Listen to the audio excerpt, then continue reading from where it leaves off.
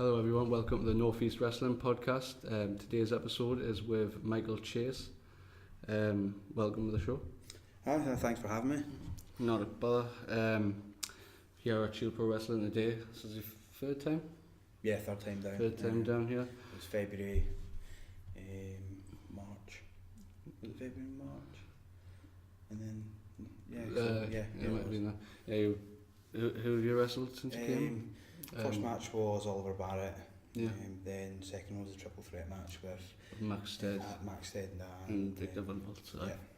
Yeah. And you're doing an open challenge tonight. Open challenge tonight, yeah. so we'll see Yeah. what's going to happen tonight. Yeah, should be interesting.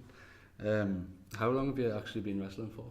I started wrestling at the end of 2007, and I was wrestling for a couple of years around about that time, before just some things happened and I decided to stop wrestling where I was, and didn't really do anything wrestling for a couple of years after that.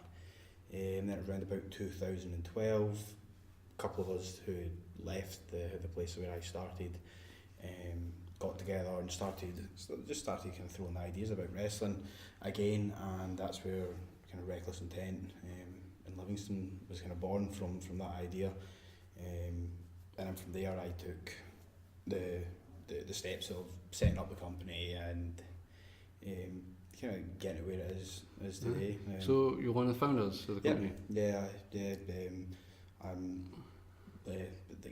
It was myself, another friend who started the business side of it, and then another guy that was involved, Sean Mercer. He was kind of involved. He was kind of a right hand man up until about a year and a half ago. He tried to kind of step back from things. The original business partner, things fell through with him. He change of heart, didn't want to be involved in it anymore, and then I had to take on everything on myself, and we done the Princess Trust funding and everything to get things up and running. So it was a good experience at the time, and we're still running today. Is it you and Jam? Is Jam part of it? Yeah. Myself and Jam run Reckless Intent. You book it. Yeah, Jam deals with the wrestling side, the booking side, whereas I deal with more behind the scenes business side of things. Right. I had no looking after accounts and to like all sorts of things. But the stuff nobody really wants to know about is the stuff I deal with. And Jam does all the wrestling related stuff. All right. Yeah. I had no idea you were involved in the behind the scenes part of it. Yeah, I don't really tell to realise. I'd rather just be known as a wrestler, but that's kind of like my story in wrestling. Was that from that experience of the first place where I started to now, that's kind of how I got to where I am now. Aye. Yeah. That's awesome. So, where was it that you started training? I'd rather not say, because I don't want to give them the publicity. The place is that bad. I'd rather not give them any publicity whatsoever. They don't deserve to be mentioned. That's how bad they are. Right, fair enough. So, do you train now though? Yeah, I train now. It's kind of like training's been very mixed. Based at Reckless Intent, the pro wrestling school in Livingston, and I, the first couple of years, done training with Scott Rennick, Falcon, and then after that, as I wanted to kind of get myself out there a bit more, I'd done some training through at Source Wrestling School with Big Demo. Yeah, done some training with him, some training with Jam O'Malley, and that's kind of how I met Jam, was doing some training through there with Jam.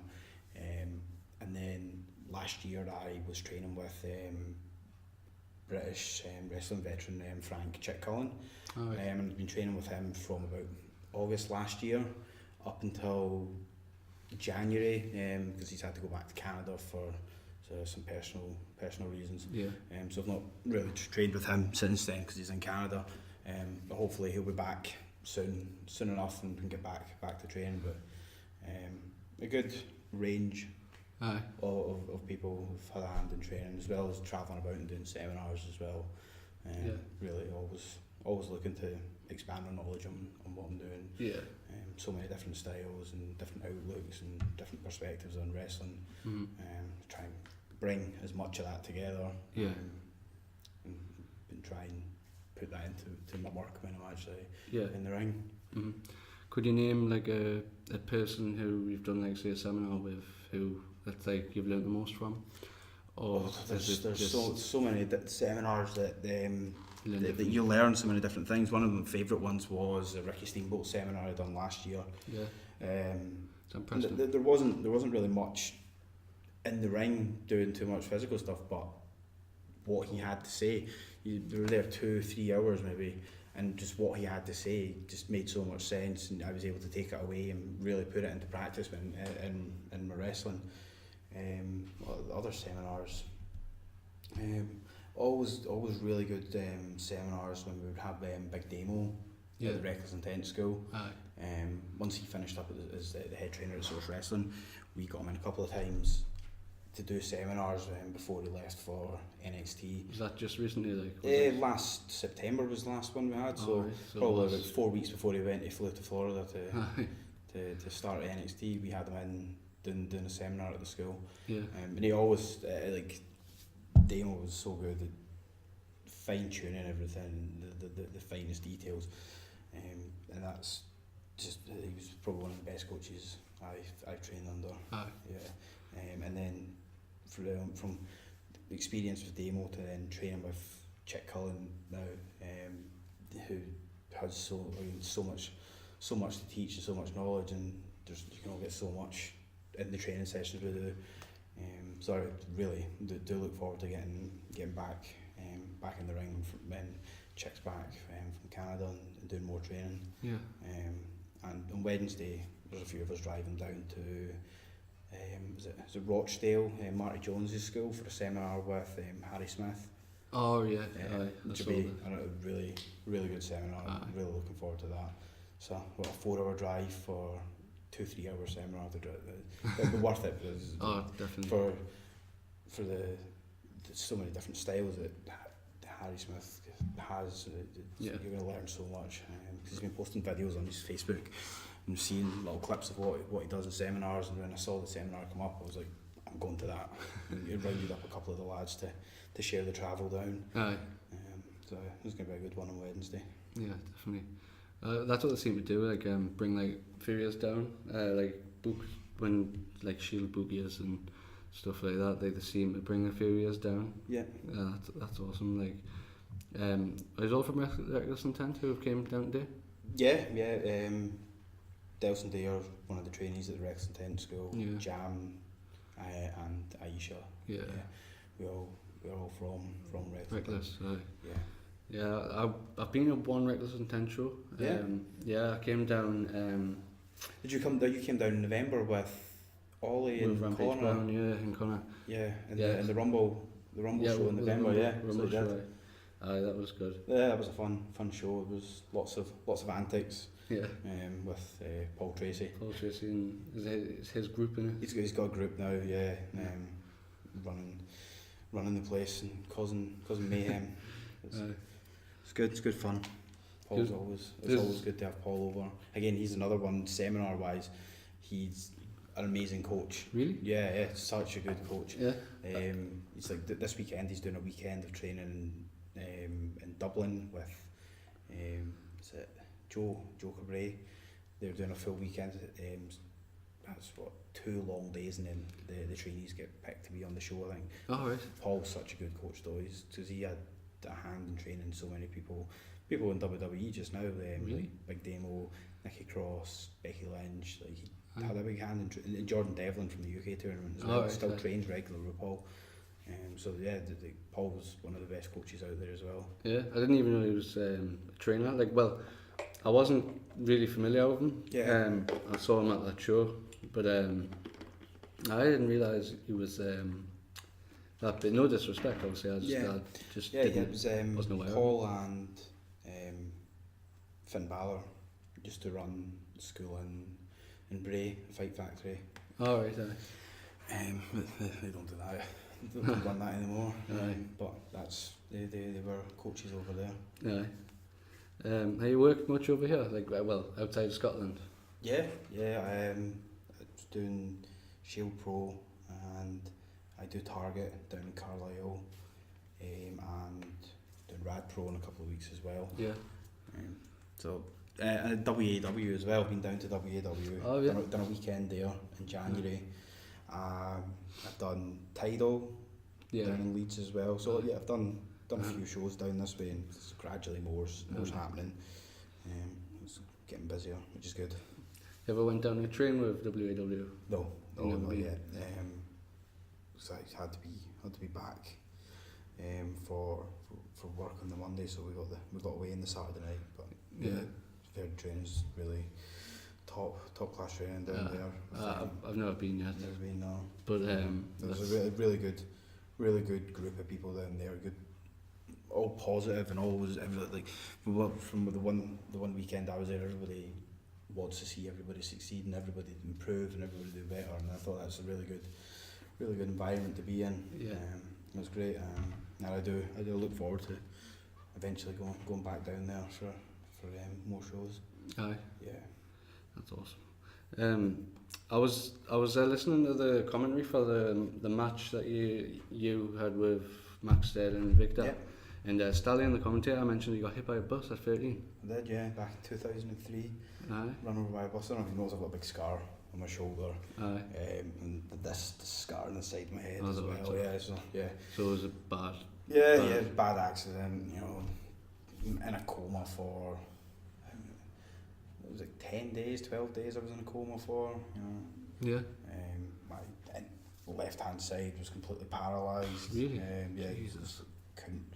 I think it was well over a month, 2 months. I couldn't move my left arm.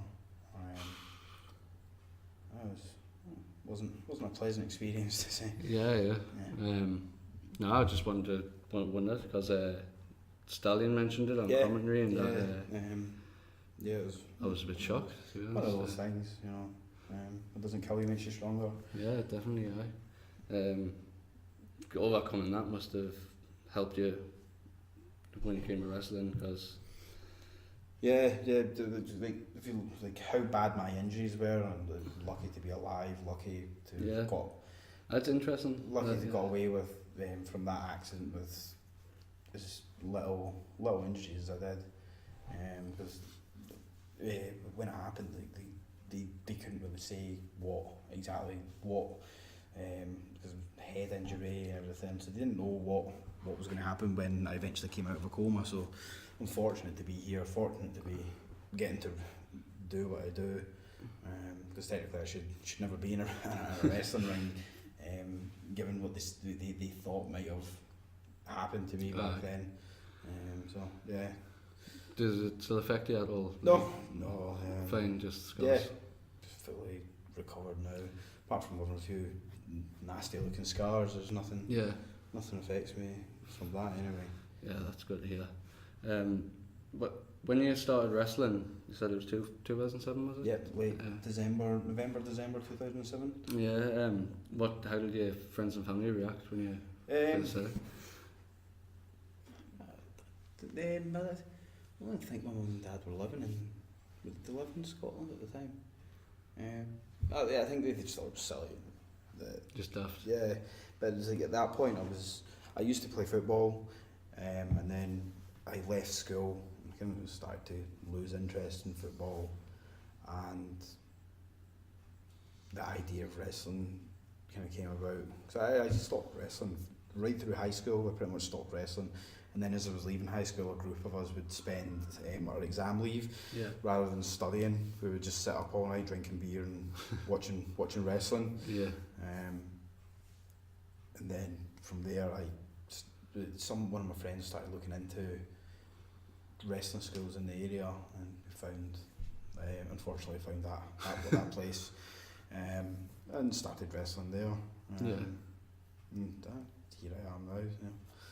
Yeah, so there wasn't any worry. No. You said the photo was daft, but I think my dad was more negative about it. He thought it was ridiculous and always wanted me to go and do something else. what, just wanting to do wrestling Yeah. just because it's wrestling, or Yeah, they had a lot of. It wasn't the questions they had weren't more about me wrestling. It was more about the the guy that ran that company was just like, So did all yeah, that. they kind of thought, like my parents kind of thought just the guy that ran that company took the piss quite a bit Yeah. out of the trainees. But I was 17, 18 at the time, wanting to wrestle. So you do what you need to do at the time. But I think that was where my parents' opinion of it was, not really going to do what he wants to do, but that guy that runs So everyone else could see it as well. It wasn't just the trainees. That guy's dodgy and you watch He him. was dodgy. Yeah, it's like ridiculous things. You can't even make up some of the stuff. You'd go into training, and you'd pay your monthly fees, and then he would come round all the trainees and he would say, insurance, and I use the term insurance loosely, insurance is due, I need an extra 40-50 quid off all of you. So how But at that time, we don't know any better, so like just do it? down to the bank, give them the money, and then, but you know, It's ridiculous. now being in my position, that running a company, I would never think of going to my trainees, guys, you got shot this month, Yeah. wallet's out, pop it in I need to pay my insurance. No, it's my responsibility as the guy that owns the company to pay these things, to make sure the insurance is covered, make sure your licenses are paid for. Aye. You don't, and it was things like that happened regularly there, and it was wrong. And the older I got, the wiser I got, and the more I was just like, fuck you, like, enough of that. Aye. And you know, to this day that place is still running, and as far as I know, that stuff still goes on. You know, so, Really? yeah, we've had people join our training school from there, and the stories are like, it's no different from where it was back in 2000, 2007, 2008. It's still the same, Yeah. same old shit. And still pulling the same Yeah, stuff, still and that's how he pulling the makes same money. stunts. You know, like those idiots are so blinded by loyalty. It's mad, but you know, it's probably better to move on to something more positive than ranting about that. Yeah. How much was the monthly fee? Well, back then it must have been £30 or £40 a month, something like that. And then you come and ask for it again. And then you would have to fork out more because you had Insurance insurance to pay for, and you know, and he probably wasn't even insured. Yeah. That's ridiculous. Yeah. Has wrestling affected any relationships? Like with family, friends, girlfriend, anything like that?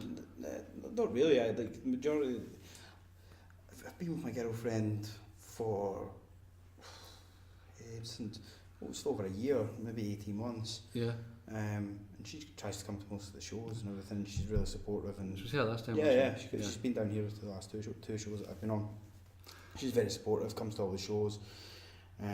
She's great, helps me out a lot. She a fan of wrestling, or She was a fan of wrestling before, and then we kind of got chatting, and went from there.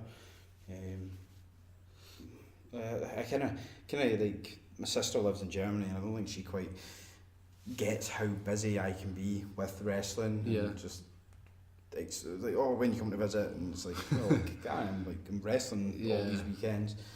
It's just the sacrifices you got to make. My mum's very supportive of it as well. She's helps out at the Reckless Intent shows as well.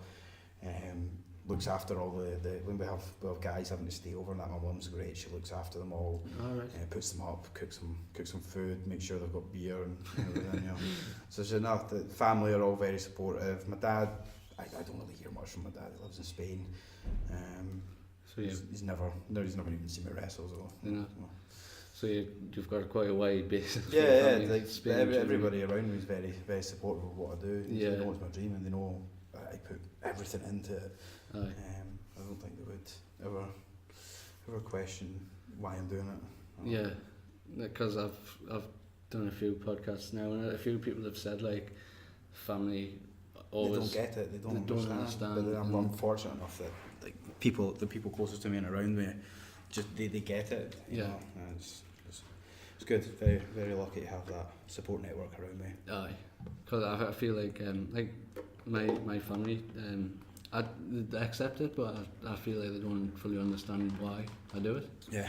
I mean, I've always been a fan, so they're like, oh, well, he's been a fan of it, but like, they don't fully understand why I'm so obsessed with it. Yeah. But like, we all have our own reasons why. You know, exactly. I hear you hear loads of people slag off wrestling, and you can't like, you kind of really deal with them. You're just like, sometimes it's better just to say nothing, move yeah, on. that's how it is. You Like know, if you the people that just go out their way to try and slag off wrestling, there's nothing else better going on in their life that they need to go and shit all over what other people enjoy. You know?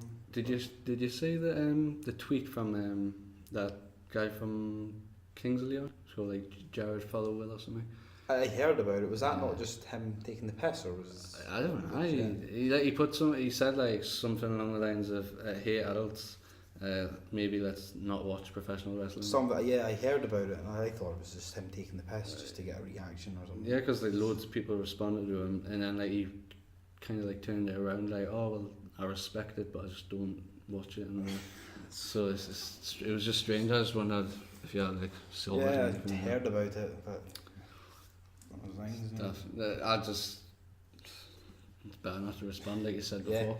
Yeah, just people who don't understand it, it's better to just leave them rather than try and explain it and then be like, well, no, because this, because that. It's stupid. Yeah. What would you say your pet hate is in wrestling? In what context? It's just like in general. Just in general, like it could be anything really. Like something like the main two answers I've got. I've done like eight podcasts before this one. Is egos and the politics behind it. They're the two that I've got mainly. Egos and politics is just part of wrestling, you know. Yeah. It's not.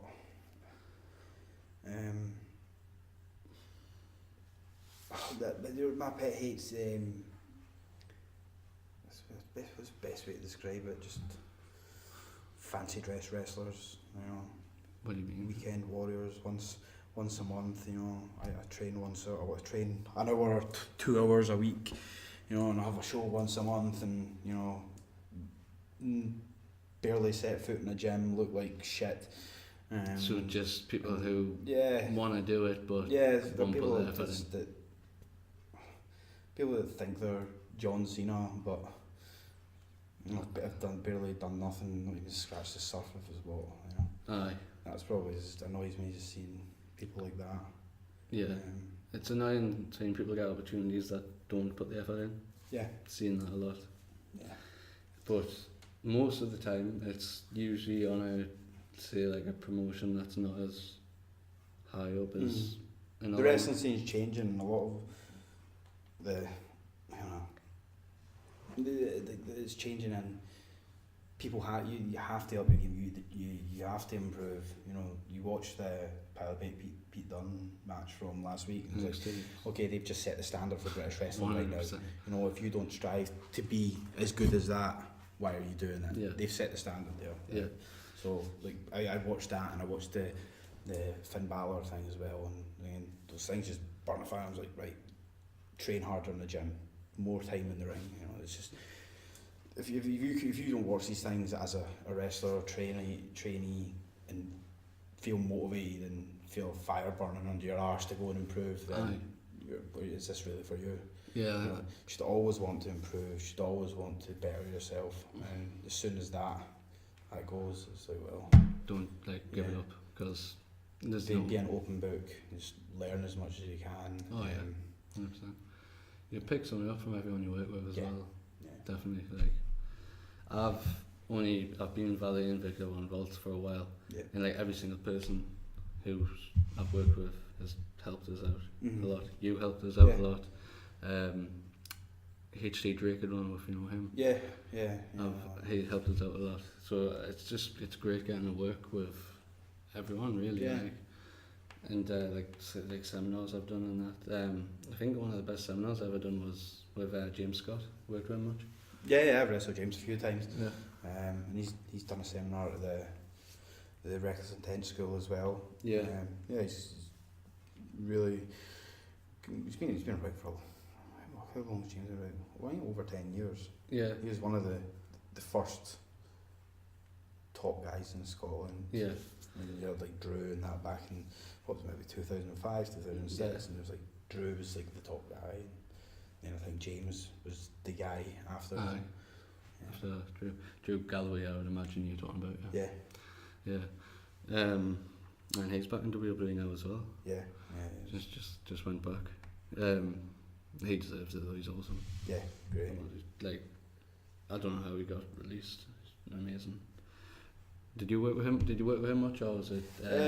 No, I've done the seminar with him. And kind of spent a day travelling, getting to where he needed to be. So like that time doing the seminar and then getting that time afterwards, just being able to chat. Yeah.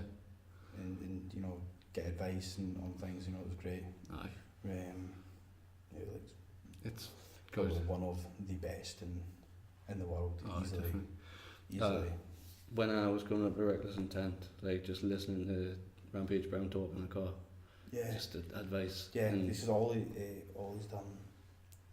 A couple of seminars. Maybe done one seminar at the Reckless School. We've had him up a couple of times as well. Yeah. And great seminars. And again, he brings something completely different from what the other people from the seminars have done. So Aye, I've learned a lot from Rampage Brown. He's got he runs the NGW school. In Burley. Is that where you lads are training?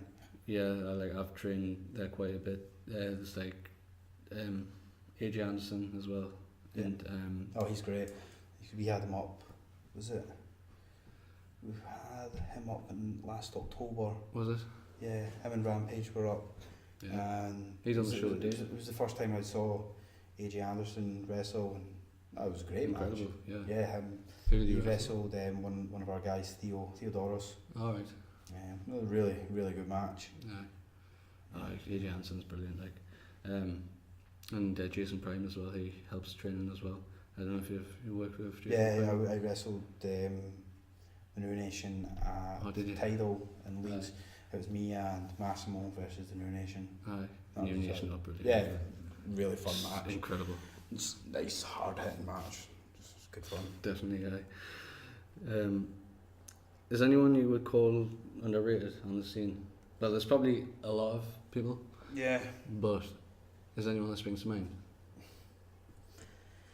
It could be people you've worked with, or it could be people that you just watch and think, great. There's too many. There's so many people that but there's only so many spaces on shows. But there's a lot of people that are really talented and really good at what they do. Yeah. And it's luck. It's getting the break at the right place at the right time. Yeah. But someone could be so good and just fall under the radar just because things never fell into place. Yeah. It's one of those things. It's out of your hands. The harsh reality of life. But I wouldn't say any one in particular, but there is a lot of very talented people out there. Yeah. What would you say your biggest struggle has been since you started? Overcoming knee injury has been one of the biggest challenges. I've had 2012. I was playing five-a-sides and someone hit me with a really bad tackle which completely ruptured my ACL. I had to get ACL reconstruction surgery in October 2012. And that was that was supposed to put me out for about a year. But me being and being so impatient, I was pretty much back wrestling February after that. And when did you do it? I got the surgery in October, so nowhere near enough time to let my knee heal. But me, being me, stubborn, impatient, just I know best, getting through the physio and everything's going well in physio, so I was like, right, I'm going to do this. And pretty much within 2 months, I had done my knee in again. I hadn't torn the ligament, but I stretched it, the newly repaired ligament, and completely tore my cartilage. I think when I got the second surgery was 2015, and they went in and they says my ACL's there, but it's not all there. Somebody at the window there. And they said it was a bucket handle tear, so my knee would lock, and my knee could be locked up for days. And just because it's a little bit of cartilage, it folded over, just jammed, and it was round about this area, it would jam up. My knees. I'm not injured, but it gets sore and painful. Still, yeah. It's going to happen. You've had 2 surgeries, and people going in and poked about. It's going to be sensitive, and it swells up sometimes after training legs, or just doing too much in general. But you swell up after matches at all? Sometimes, depending on what I've done. Depending what you've done in the match, yeah. But I'm kind of smart enough to try and work around, not trying to put too much onto my knee. Aye. Cause it's more flat landing on my feet is what puts my knee out. Aye. So I try and avoid that as much as possible. Aye. Yeah. How did you enjoy? How have you enjoyed working with Shield Pro so far? Like 2 matches. It's been good. It was Jam that said, "Do you fancy working down here? I've put your name forward to the booker," and I was like, "Yeah, sure." And it came down. It's like to see the difference from the first show in February to where your production is now is great. It shows that he's want to improve. He's want to better your product. You know. So why would you not want to work at a place that wants to improve and get better and not just improve the product visually, but you guys are clearly wanting to better yourselves as wrestlers, bringing in like Johnny Kidd to do seminars, and you're training at Rampage and things. So it's a good place to be. Everybody's really friendly, and I've enjoyed myself when I've been coming down. It's always fun doing a road trip. Yeah, great atmosphere backstage as well. Yeah, everybody. It's good. It's not the usual wrestling locker room where it's all you can get. In other locker rooms, you can get it's very cliquey. It's a very open locker room that you've got here, and everybody chats and everybody mingles, and it's good. So it's nice to be about. Yeah, it's not like territorial. It's not different. Yeah, like you say, it clicks like all over. So, what would you say is been your one? Well, you can name a couple of your favourite matches. Oh, okay. I couldn't just ask you to name one because there'd be too many. But favourite matches. Yeah. Mark Andrews' match last year was great. You wrestled Mark Andrews, did you? And that was just big learning experience. And who was that with? Reckless. Reckless. Yeah, we had Mark Andrews up, and then I wrestled Juventud Guerrero a month later. So then it was like these two massive matches for me, and 2 matches that I was able to take so much away from. Wrestled Rampage. Again, that was another great learning experience for myself. Yeah. Paul Tracy matches with Paul Tracy. I was getting some of my favourite matches as well with Big Demo. Aye. Yeah, everything was just so easy to work, and you always learn. Like all these matches, the best thing about it was good having a good match with them. But I was able to take so much away from it and learn it and better myself, and that's it's important to do that. Aye. Just as a random side note, like that Reckless Intent show was packed, and crowd was so loud. It was one of the loudest crowds I've ever heard at an indie show. Incredible. They're the rowdy bunch in the Livingston shows. Are you always in Livingston, or do you move about? What we do at Reckless is we run 1 show a month in Livingston, just because it's where we're based. Yeah. I think it's important just to try and give the local area something.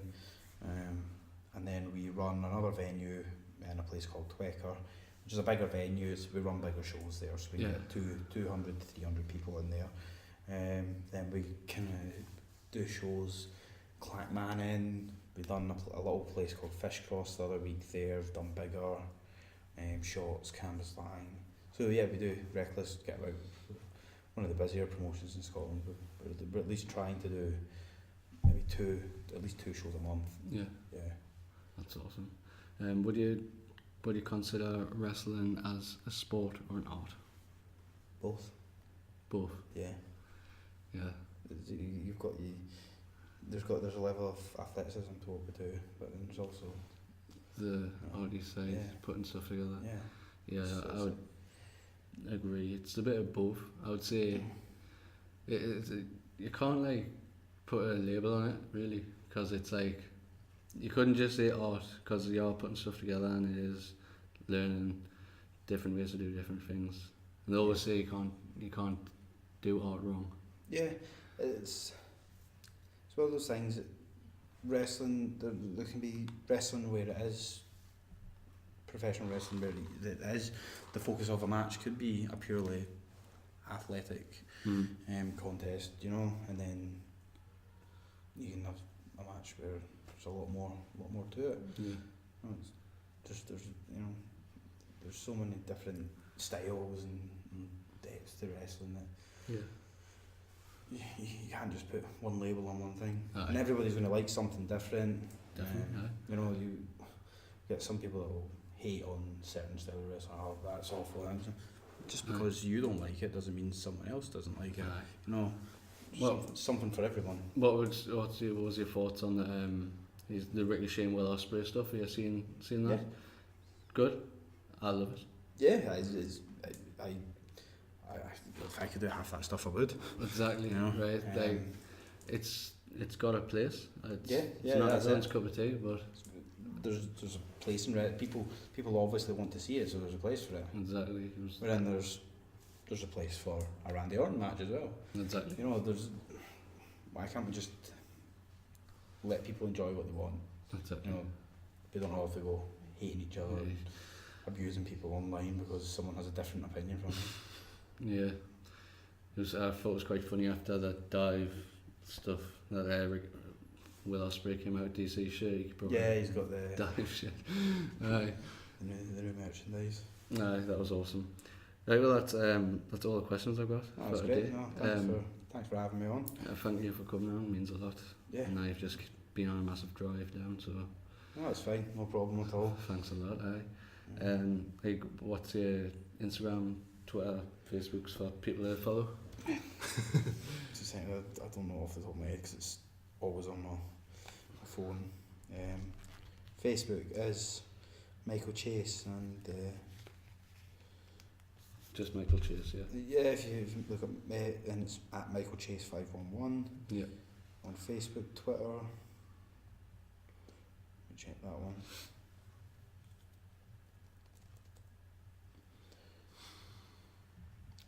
Twitter is at Michael Chase. It's Michael_Chase 89 is my Twitter. Yeah. And Instagram. I should really know these. But, Instagram is Michael_Chase 89 as well, same as my Twitter. Alright, awesome. Yeah, it's great. So yeah, thank you for coming on. Is there anything you want to leave the fans with? Hopefully the fans in the North East are enjoying having me down here on the shows that I'm on. Yeah. I do really enjoy being down here. Yeah. It's good fun. We'll have a good show tonight. Yeah, definitely. Good fun. Looks Right, to thank be you. a stack card. What are you going to say there? Let's say thanks Oh, for having me. no, not a problem. Thank you for coming on. Hope everyone else enjoyed it, and I'll see you all later. Bye. Massive thank you to Michael Chase and Shield Pro Wrestling, as well as Tudor Eid Community Centre.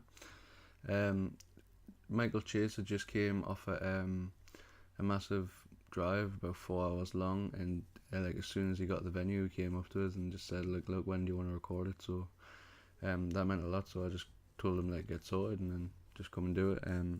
If he's alright with it, and he was cool about it, and he came and done it. Great interview, I learned a lot of stuff, so big thank you to Michael. It was awesome having him on. Surely we'll have him on again in the future. Shield Pro Wrestling once again let me record with one of the roster members on the day of the show, which obviously they don't need to do, but they're very cool about stuff like that. Been really welcoming and really supportive of the podcast, so it means a lot. Also Tudor Community Centre allowed me to have my own room to record these, so it means a lot, and can't thank the three I've just mentioned enough. Shield Pro Wrestling run shows the last Saturday of every month at Tudor Community Centre, so check them out. I would say the most unique company in the North East, and definitely one of the best up and coming. We're just starting at Shield Pro. Haven't even touched the ice yet, so make sure you come and see what we're all about and be a part of the journey, because it's something very unique and very special. So yeah, come and check it out. make sure you check out the Northeast Wrestling Podcast on all platforms, Facebook, Instagram, Twitter, same with Shield. I'll put the links in the description so you can check them all out. But like I say, follow them, check them out, come to the shows, check out Michael Chase, because you won't regret it. All three are just incredible. Make sure you follow along, because next week we've got Matty Mayhem on the podcast, because due to popular demand. So yeah, we've got Matty Mayhem, we've got Lucy Cole, we've got a few people coming up, so make sure you keep following along, and I hope you've all enjoyed it so far. Like Matty Mayhem next week, that'll be the 10th episode. I didn't think it would have been as successful as it has so far, and I just want to say a big thank you to everyone who supported it, and yeah, so that's all I've got to say. A big thank you to everyone, and just keep following along, check out everyone that I've told you to check out, and thank you for the support, guys. Bye.